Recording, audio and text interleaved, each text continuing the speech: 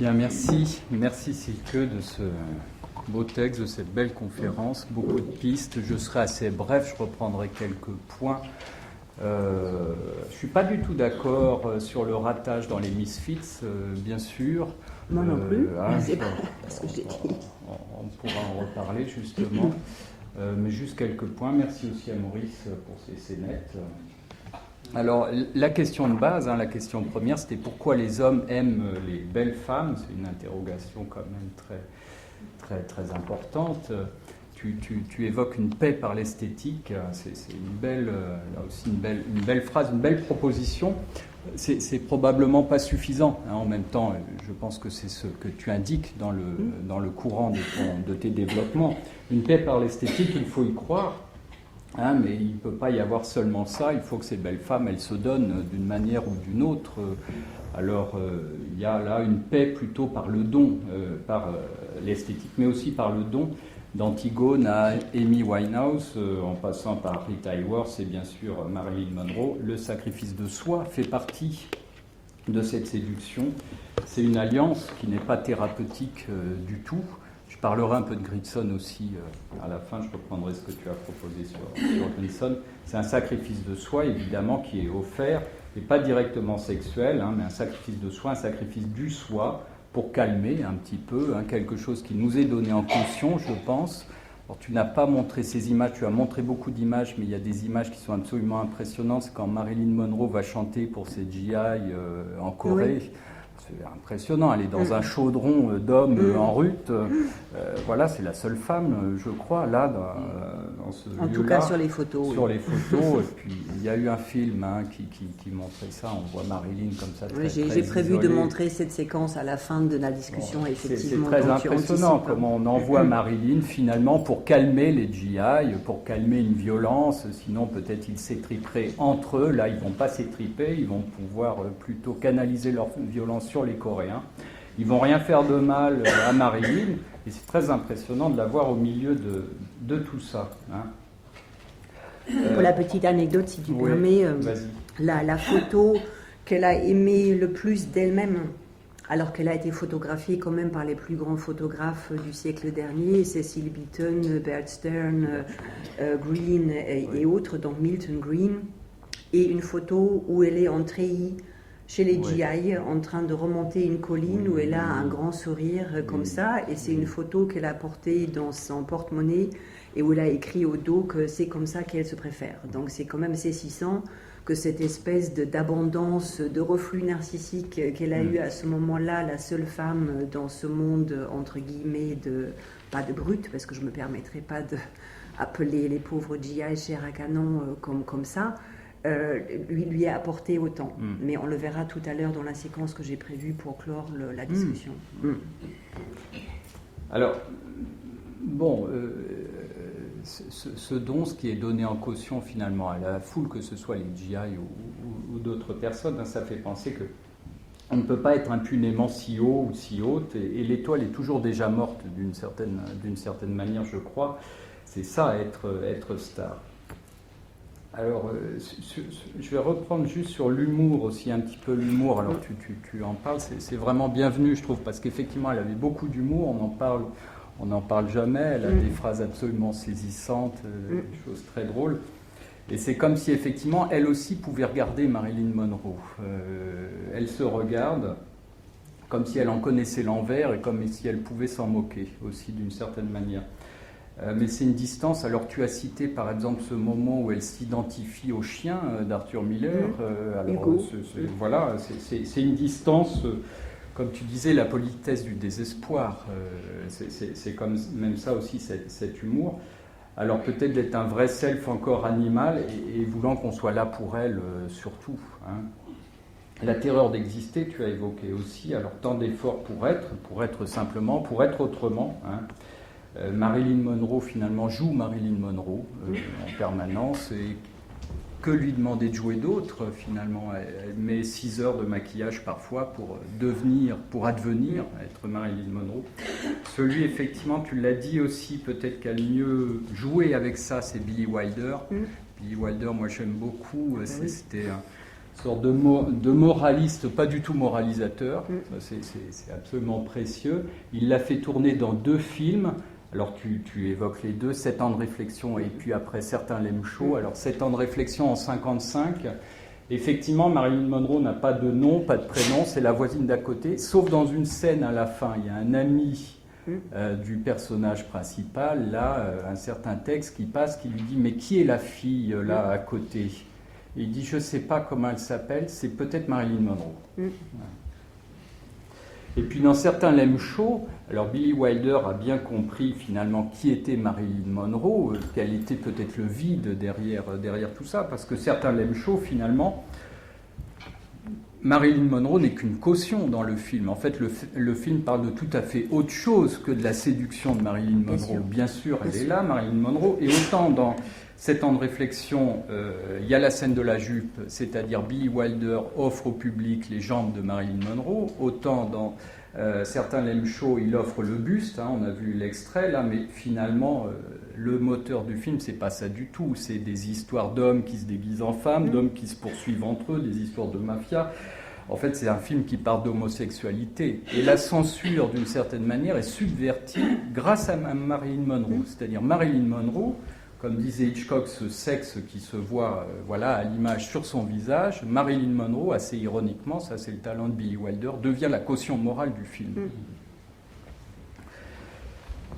Alors, juste un film, je crois que c'est Gilles Agman qui connaît bien ce film, juste avant 7 ans de réflexion, en 1954, c'est La rivière sans retour. C'est un film absolument formidable aussi. Marilyn Monroe joue aussi Marilyn Monroe, mais peut-être un peu moins que dans les films de Billy Wilder. Elle a un rôle un petit peu différent. Film d'Otto Preminger. Je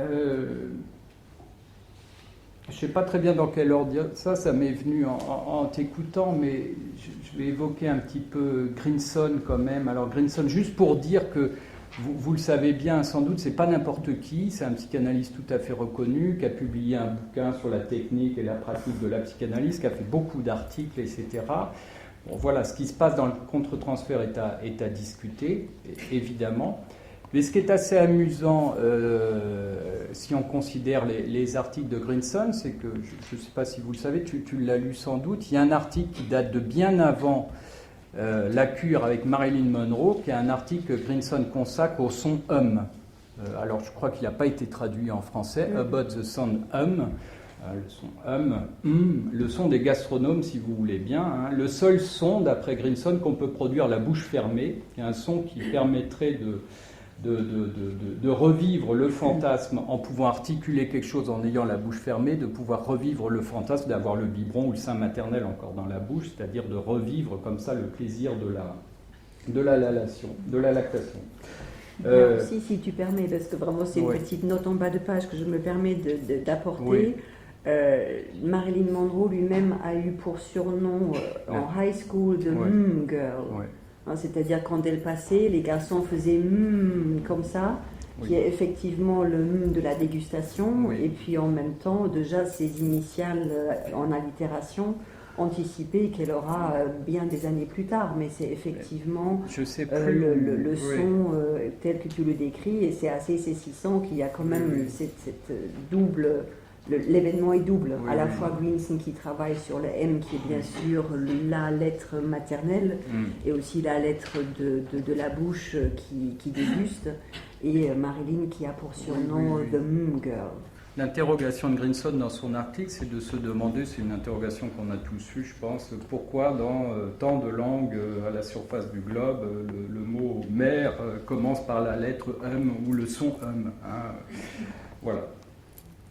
Alors, Marilyn Monroe va expliquer, je ne sais plus très bien où, qu'en choisissant son pseudonyme, elle voulait que ça commence par le son par un double M, au moins.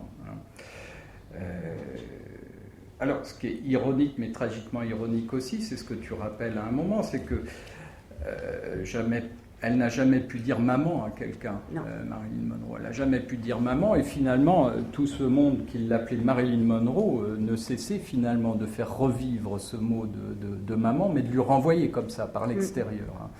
une manière de dire, ce qui n'est pas à l'intérieur se trouve parfois à l'extérieur. C'est un peu comme ce sexe qu'elle aurait sur le visage, finalement, d'une certaine manière, ce qu'on pourrait dire, c'est que ce sexe qu'elle a sur le visage, elle l'a sur le visage parce qu'elle ne l'a pas à l'intérieur. Alors un sexe, évidemment, un sexe avec son pouvoir tendre, fécondant, nourricier, mais un sexe qui serait sur elle, un peu comme certains bonhommes se font pousser la moustache, peut-être, après tout. La potentialité traumatique. Parlez pour vous, les garçons. Voilà, je parle que pour les garçons. C'est là. Je ne sais pas ce que c'est Là, c'est... Alors, on va revenir vers des choses très sérieuses. Effectivement, je crois que la scène qui est prétendument ratée dans Misfits n'est pas ratée du tout. Elle n'est pas ratée du tout, cette scène. Je pense que vous l'avez tous on peut la regarder en si tête. vous voulez. Mais voilà, c'est quand Marilyn est filmée de très loin et qu'elle s'époumonne, s'égosille dans le désert et qu'elle reproche comme ça à ses cow-boys, effectivement, sur leur tour, d'avoir trahi leur idéal. Alors, c'est-à-dire qu'il y a ratage et ratage. Ratage, c'est peut-être Grinson, on va dire, et puis il y a des ratages fructueux, et dans Misfits, cette scène qui est peut-être ratée est quelque chose de tout à fait... est un ratage fructueux, parce que, effectivement, la distance, là, dans cette scène, renforce tout à fait l'idée de non-adaptation, de non-adéquation, alors entre les cow-boys et Marilyn peut-être bien, mais surtout à l'intérieur de Marilyn Monroe elle-même. Et puis surtout encore, à l'intérieur du couple, Marilyn Arthur Miller. Ça fait même passer l'idée du divorce qui surviendra quelques mois après, entre Miller et Marilyn. Une scène finalement pour moi qui est réussie à force d'être ratée. Ce qui arrive parfois dans certaines cures ou certains endroits, finalement on croit rater et puis on n'est pas en adéquation. Et en fait c'est ça qui permet de passer un cap, de passer à autre chose et de réussir quelque chose. Winnicott parlait très bien de ces moments-là où on pense avoir fait une commune défaillance, où en fait on peut tout à fait s'en servir. Pour Marilyn, malheureusement, je crois qu'effectivement, on peut associer sur Grinson directement, mais il y a eu des ratés, beaucoup plus ratés. Voilà. Alors ce que tu dis très bien à un moment, moi j'ai beaucoup aimé encore cette phrase, c'est « personne ne lui a jamais expliqué la solitude ». Effectivement, personne ne lui a jamais expliqué la solitude. C'est comme si Marilyn Monroe n'avait jamais pu faire la bonne rencontre. Alors, le maquilleur, finalement, le maquilleur, qu'est-ce qu'il fait quand même considérablement? Il replâtre le faux self. DiMaggio, ça aurait peut-être pu être une bonne rencontre, mais sans doute qu'il était sincère, mais trop fruste. Miller, il aime l'idée de l'amour, j'ai l'impression. Il aime l'idée de Marilyn Monroe, mais il l'aime en l'épinglant. Marilyn reste pour lui, moi j'ai l'impression, toujours un objet intellectuel d'étude, comme parfois certains analystes qui se piquent de se saisir de certains sujets. Quant à Grinson, tu l'as dit, si on associe ce que tu as dit à la fin avec ce que tu évoquais du début de la relation de Marilyn avec sa mère, on a l'impression que Grinson, il la remet dans un sac. Il la remet dans un sac, voilà, c'est l'identification peut-être au chien d'Arthur Miller, mais enfin, voilà, il la remet dans un sac, comme avait fait sa mère. En même temps, Grinson, le pauvre, qu'est-ce qu'il pouvait bien faire? Marilyn était déjà morte depuis très longtemps. Depuis très longtemps. Et puis Grinson, encore une fois, c'est pas n'importe qui. Il faut interroger aussi, je pense, ce qui s'est passé dans le contre-transfert avec ces deux axes-là. C'est-à-dire Marilyn Monroe, on la verrait arriver dans nos cabinets, je ne sais pas si on serait bien, enfin on serait peut-être un peu emmerdé. Certaine nervosité. Oui, pour moi. Et puis Grinson, encore une fois, c'est pas n'importe qui, c'est quelqu'un de tout à fait reconnu. Que pouvait-il faire? Je ne sais pas trop. En tout cas, ce qu'on sait, c'est ce qu'il a fait, plus ou moins. Et ce qu'il a fait, ça ne paraît pas seulement s'inscrire dans un contre-transfert passionnel ou délirant. Il y a aussi de la perversion là-dedans. La perversion, c'est-à-dire que Marilyn Monroe était devenue sa chose. C'était sa chose à lui. Alors, c'est un peu pour conclure peut-être, mais je trouve que là, il y a un point intéressant. Ça interroge, un peu comme les histoires avec Massoud Khan en Angleterre. Moi, je trouve que ça interroge l'écart entre chez l'analyste, entre l'image et la pratique, bien sûr. Il y a toujours un écart, évidemment, mais ce qui compte, comme disait Winnicott, c'est le degré de torsion entre ces deux choses-là. Chez Grinson, il y avait une torsion assez formidable quand on lit ce qu'il a écrit et puis quand on sait ce qu'il a fait. Mais je pense que c'est quelque chose, il y a le cas particulier de Grinson, il y a le cas particulier de Marilyn, évidemment, mais c'est probablement quelque chose qui nous guette tous. C'est-à-dire, si on a affaire à des patients qui sont comme ça, en proie à un fantasme d'auto-engendrement, la visée de l'analyste ou du praticien, ça peut être le médecin aussi, je pense, ça peut être de faire renaître le patient d'une certaine manière. Et on a décrit la dynamique transférentielle, transféro-contre-transférentielle comme une chimère, c'est amusant. Qui dit chimère dit Frankenstein aussi, c'est-à-dire il y a toujours un risque de créer un monstre. Et je pense qu'il faut se méfier de ça et qu'il faut aussi avoir en tête, puisque Grinson était un analyste tout à fait reconnu, comme Massoud Khan, je vais le dire comme ça un peu rapidement, mais que les institutions non plus ne garantissent pas de cette folie-là. Elles ne protègent pas de ce genre de folie. Voilà un peu ce que ça m'a inspiré. Bon, j'aurais pu développer un peu plus certains trucs comme le soin, mais bon, j'ai décidé d'être bref. Merci à toi. Merci. Bravo à Silke pour cette remarquable performance. Ça fait des mois qu'elle est dessus. Vous avez senti sa passion. Et encore, on a regardé, il y a plein de notes de bas de page dans lesquelles elle ne s'est pas aventurée. Bravo pour cette performance. Bravo pour cette très belle discussion de Johan, et la parole est à la salle.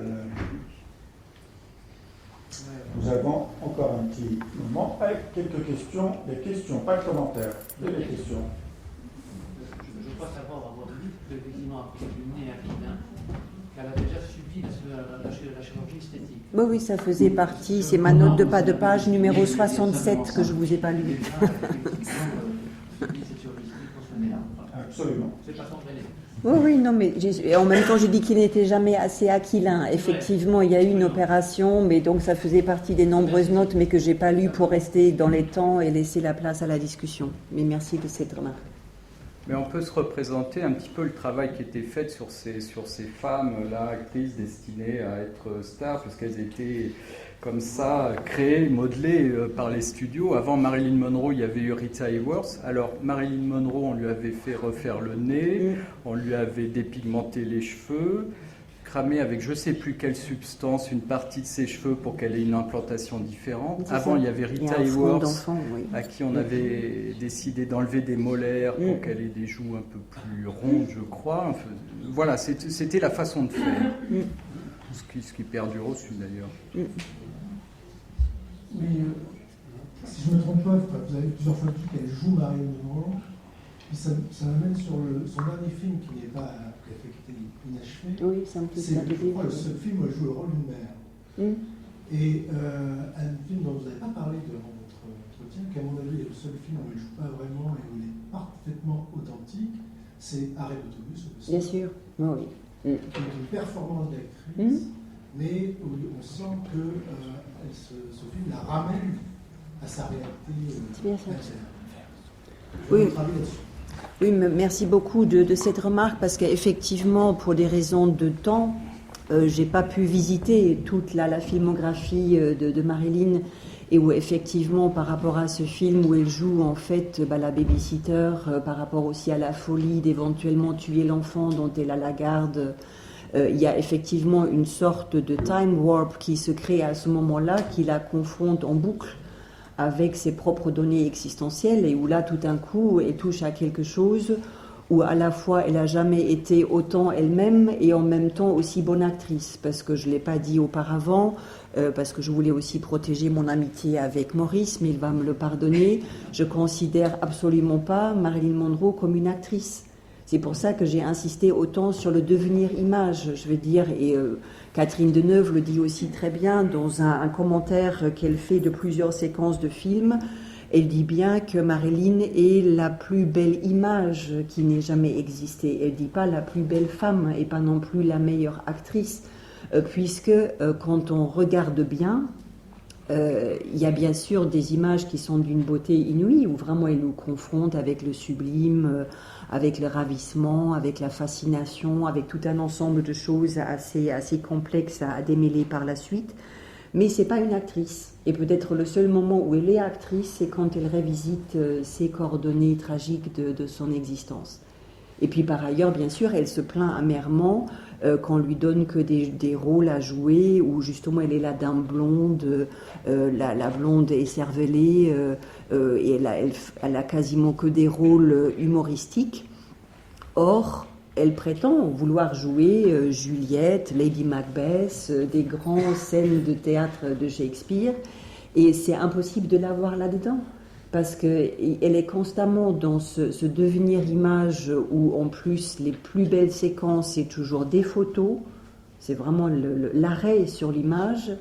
Et justement, son fameux stage fright, c'est-à-dire cette panique absolue d'arriver sur scène, elle l'a jamais eu face à la caméra pour prendre des photos, mais par rapport à la caméra qui enregistre le mouvement, et surtout la caméra qui enregistre ce qu'elle dit. Ou après, il y a aussi toute une réflexion qu'on pourrait avoir ensemble sur le bégaiement dont elle a été affectée enfant, et après aussi son incapacité à retenir même des phrases très simples, où c'est vraiment de notoriété publique que dans le fameux film « Certains l'aiment chaud », elle doit dire à un moment donné « Où est-ce que j'ai fichu cette bouteille de whisky ?» 80 prises, elle n'arrivait pas à dire cette phrase, jusqu'au point que les assistants de Billy Wilder collaient à l'intérieur des tiroirs qu'elle ouvre pour chercher cette fameuse bouteille des mots, où est-ce que j'ai fichu cette bouteille de whisky? Et où on voit que quelque chose par rapport au mouvement, et puis surtout par rapport à la prise de parole, semble totalement détruit chez elle, ou moi-même dans mes différentes notes que je n'ai pas eu le temps de vous lire, je formule aussi cette hypothèse que ce rapport très heurté à la parole, ce qui est quand même très gênant quand on veut être actrice, est-ce que ce n'est pas le silence du père, c'est-à-dire cette parole jamais advenue, et où finalement elle arrive à fabriquer quelque chose à travers la caméra, où c'est évidemment, c'est un peu la tarte à la crème de dire que la caméra qui la regarde, qui a un œil à la fois abstrait et divin, finalement reconstitue quelque chose de cette absence paternelle, mais vraiment ce rapport compliqué au langage, pour moi, il est beaucoup à mettre en lien avec le silence du père. Oui. Je voulais savoir si c'était elle qui avait quitté ses maris ou si c'était ses maris qui l'avaient quittée. Qui commence de la poule et de l'œuf. Disons que par rapport à... C'est toujours elle qui lance la procédure, mais après, moi, je trouve que c'est un peu simple de savoir qui fait partir qui. Pour Joe DiMaggio, il n'y avait aucune discussion, je vais dire, il l'a battu, et donc 15 jours après, le divorce était prononcé. Pour Miller décrit très tôt ce sentiment d'étrangeté qui a lieu dans leur couple. Je ne suis pas du tout d'accord avec ce que tu avais dit tout à l'heure, Johan, par rapport au fait qu'il en fait un objet intellectuel. Quand tu lis son autobiographie, moi, à un moment donné, j'ai failli appeler Maurice pour lui dire « On arrête tout, on fait une soirée sur Arthur Miller et pas sur Marilyn Monroe », parce que vraiment l'autobiographie est absolument déchirante de vérité et de regard d'amour qu'il porte sur elle. Je veux dire, c'est très rare que quelqu'un puisse dire des choses aussi justes, aussi vraies sur la personne qu'il a tenté quand même sincèrement d'aimer. Ce qui a précipité quand même le divorce, on n'a pas eu le temps de le dire tout à l'heure, c'est que Marilyn Monroe a eu la mauvaise idée de tromper Arthur Miller avec Yves Montand lors du tournage de Let's Make Love, où finalement les scènes qui sont relativement, entre guillemets, torrides pour l'époque, visiblement de nouveau l'ont fait un peu voyager entre la réalité, le fantasme, tout ça. Et Miller a moyennement apprécié, on compatit avec lui, Et pendant le tournage des Misfits, elle continuait à repartir donc à Los Angeles pour rencontrer Yves Montand, qui en même temps a singulièrement manqué de délicatesse et puis aussi d'élégance vis-à-vis d'elle, puisqu'il s'est plus ou moins ouvertement moqué du schoolgirl crush, hein, c'est-à-dire l'engouement de lycéenne qu'elle aurait eu pour lui, pour après aussi préparer un retour le plus diplomatique possible auprès de Simone Signoret.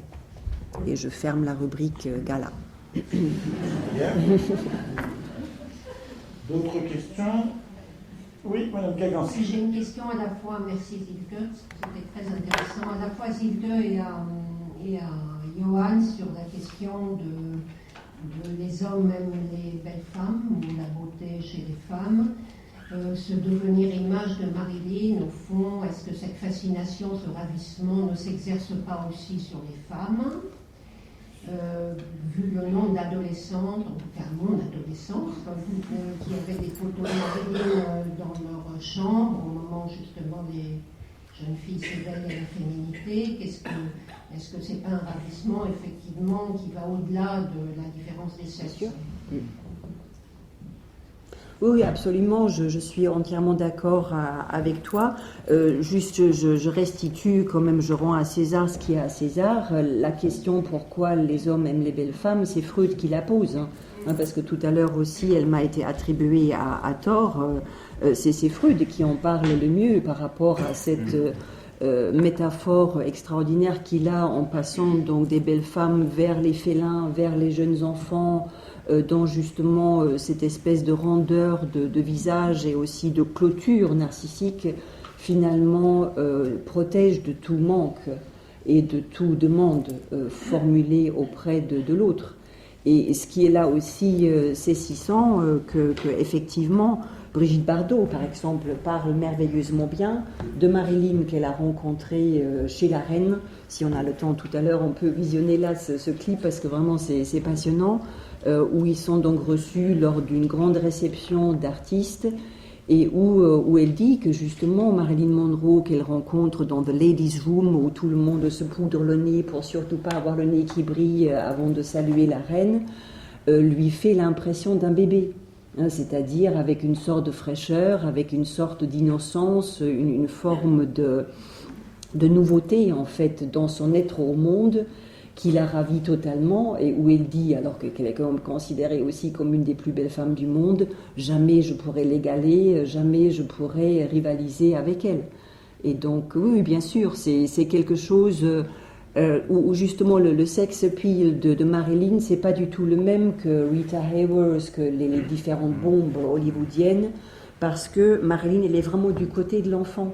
C'est ça qui est paradoxal. Elle est vraiment du côté de l'enfant et elle a été très très vexée quand Elia Kazan l'a refusée pour Baby Doll, pour son adaptation en fait de Lolita de Nabokov, où il avait dit « Ah non !»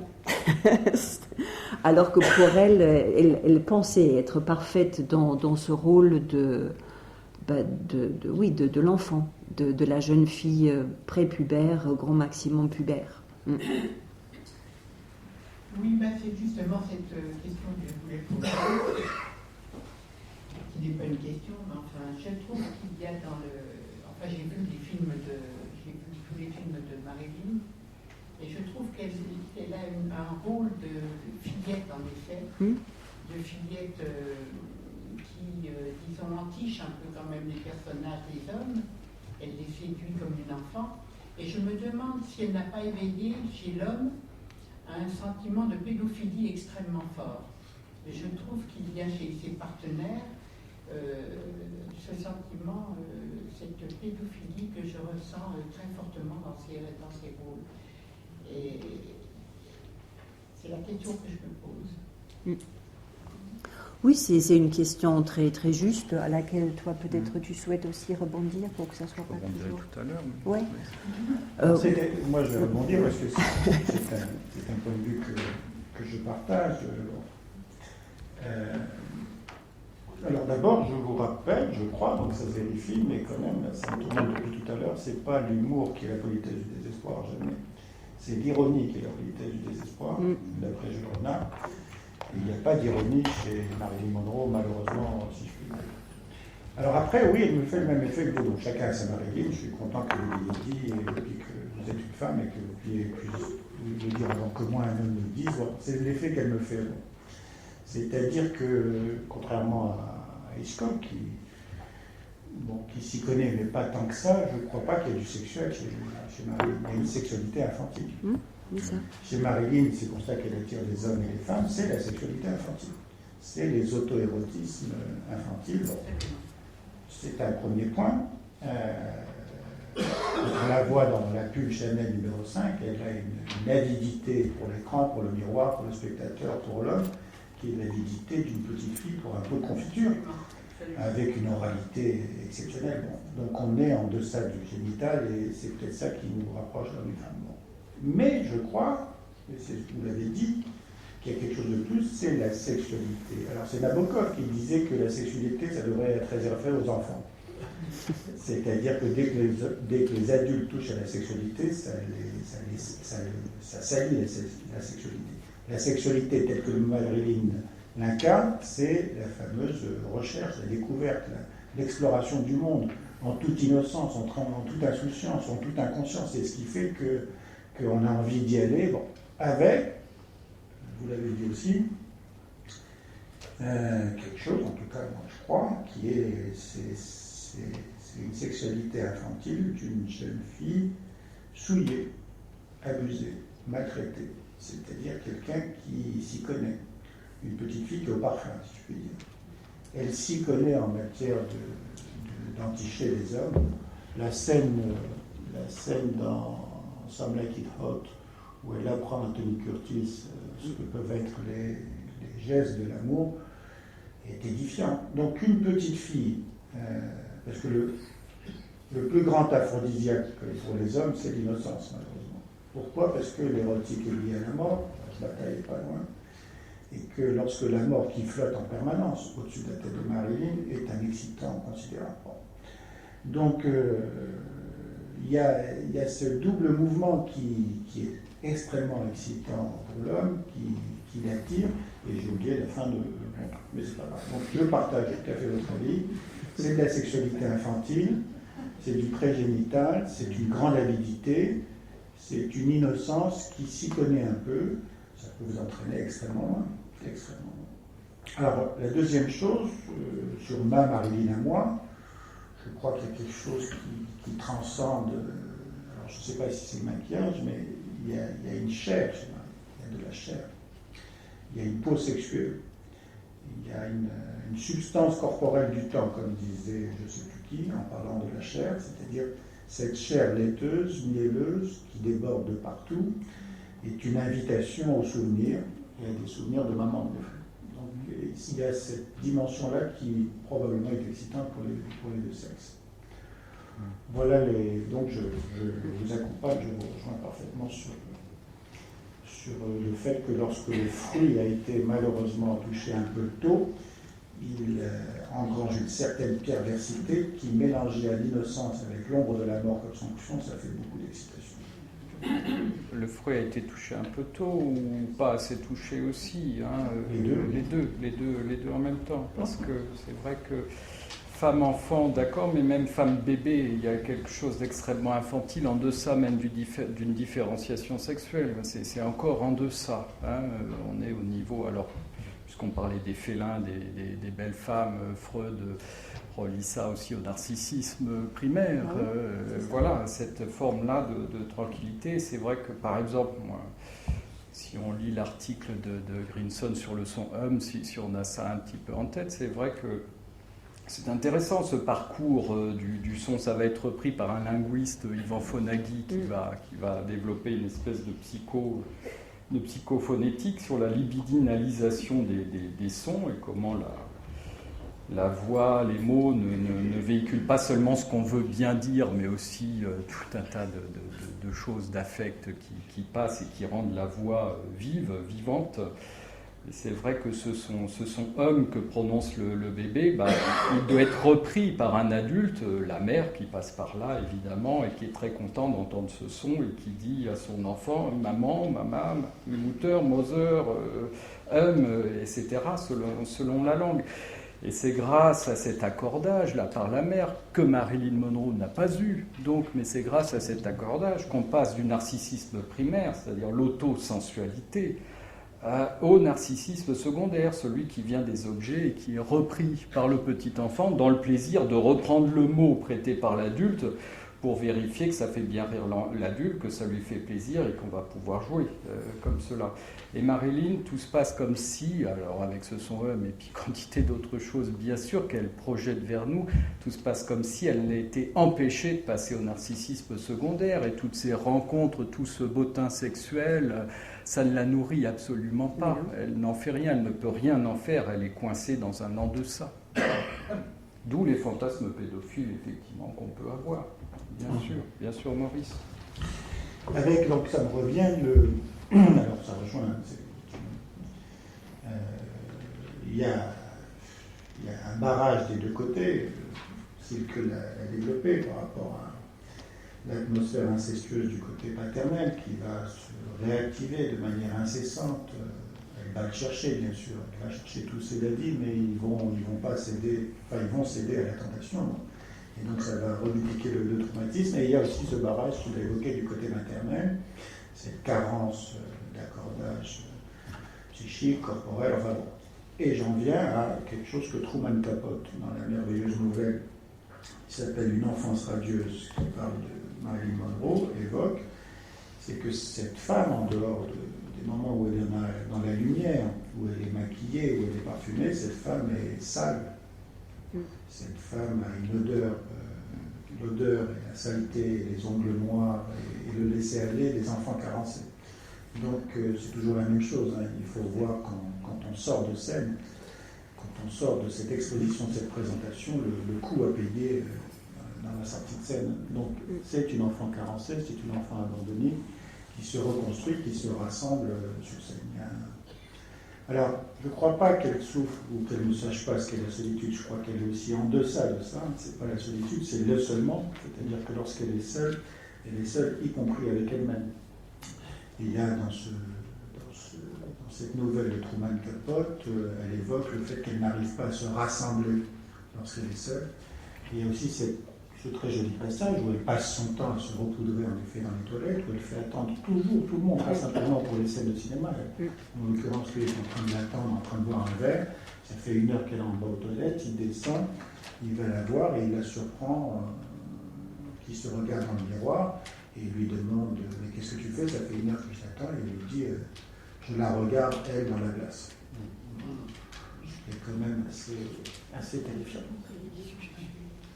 Donc, on peut parler d'emprise narcissique dans la relation entre Grinson et elle-même, réciproque. Réciproquement, oui, sans doute. Oui. Oui, là aussi, je voulais dire un petit mot par rapport à Grinson. C'est vrai que, comme petite, je m'emporte facilement quand je vois ce qui s'est passé là par rapport à ce contre-transfert. Un brin, mais bon, on m'invite pour ça. Et donc le fait est quand même, je suis pas d'accord que tu dises c'est quelqu'un de connu et de reconnu. Non, Grinson, c'était quand même, vous m'excuserez le terme, un guignol dans le monde psychanalytique, parce que le livre qu'il a écrit justement Comment mener des psychanalyses, il a écrit ce que lui n'a jamais fait. Et que, justement, je veux dire, c'est un manuel à l'envers, dans le sens qu'il ne fait absolument pas coïncider la position éthique et les différentes règles qu'il édite de manière extrêmement docte dans ce livre. Il ne les applique pas à lui-même. Et donc, du coup, il n'y a aucune crédibilité, aucune posture digne de ce nom, à mon sens, par rapport à cela. Et moi, je suis désolée, il a quand même passé le plus clair de son temps dans des pince-fesses hollywoodiennes, au lieu de se rendre compte que la psychanalyse avait changé, que c'est pas justement ce qui a été encore une position orthodoxe du début du siècle. Il pratique une psychanalyse du début du siècle. Il n'a pas renouvelé les compteurs. Je veux dire, il soigne, ou il prétend soigner Marilyn dans les années 60, et il a 50 ans de retard sur les conceptions qui sont discutées. Borderline ne connaît pas toute la discussion qui a lieu justement par rapport aux nouvelles relations objectales.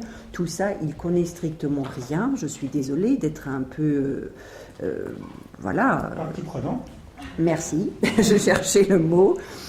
Sur le fait que pour moi, voilà, il a surfé sur cette vague, parce qu'il faut quand même voir ce qu'il a fait de Tony Curtis. Il a raté tous ses patients. Il n'a pas que raté Marilyn Monroe. Et après, je ne suis pas d'accord non plus que tu dises... Je te le raconterai après.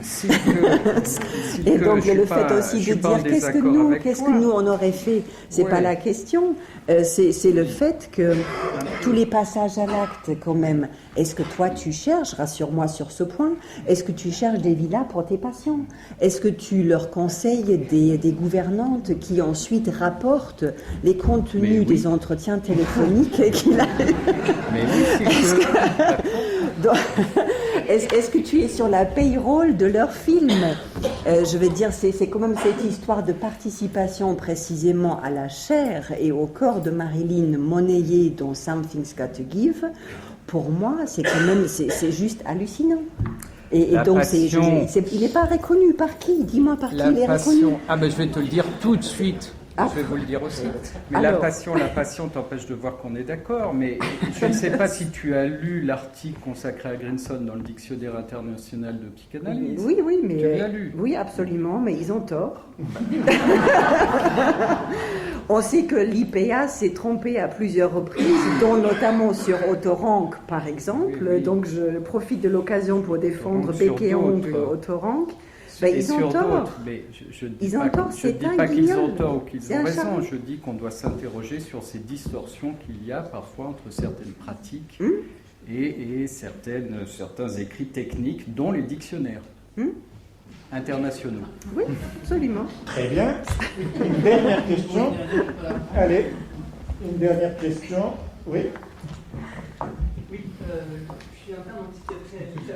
Et en fait, j'écris ma thèse sur Marilyn Monroe. Ah, formidable. Quel âge avez-vous? Comment? Quel âge avez-vous? J'ai 27 ans. J'écris ma thèse donc, de psychiatrie sur Marilyn Monroe et Amy Winehouse. Voilà. En considérant donc, comme, alors je sais que c'est discutable, j'aurais voulu votre opinion sur le sujet, comme des figures du fonctionnement limite. Vous avez lâché le mot de borderline. J'aurais voulu savoir ce que vous en pensiez. D'ailleurs, j'ai eu de la surprise en lisant le livre de Kernberg sur les états limites. De voir qu'il cite Grinson comme un bon psychanalyste. Il cite notamment une conférence qu'il a fait sur les borderline, mais qui est introuvable. Je rêverais d'en avoir une copie, mais malheureusement, il n'en a pas. Donc, j'aurais voulu savoir ce que vous pensiez de ce concept-là, appliqué en tout cas à Marilyn Monroe. Oui, bizarrement, les écrits de Grinson ont disparu. Oui, ils sont très, très difficiles d'accès, oui. Il y a un autre diagnostic de Marilyn, une phrase à peu près comme je vais vous la retranscrire: je suis la reine des borderline anonymes. Ce qui traduit. Oui, probablement. Nous, ça peut être aussi une dysharmonie psychotique, mais c'est pas grave. C'est pas grave. En tout cas, je pense qu'on se précipite déjà tous les trois à être dans votre jury de thèse, donc n'hésitez pas de nous faire appel quand le moment est venu pour discuter de tout cela, oui. Il n'y aurait pas un petit peu de perversion aussi là-dessus? Avec le borderline, il y a tout ce que vous dites. Le borderline est un porte-mental à tout, les comorbidités. Donc, avant de se quitter, si vous en êtes d'accord, je voudrais bien qu'on projette donc la dernière séquence que j'ai prévue, si tout le monde est d'accord. Très bien, merci encore à tous.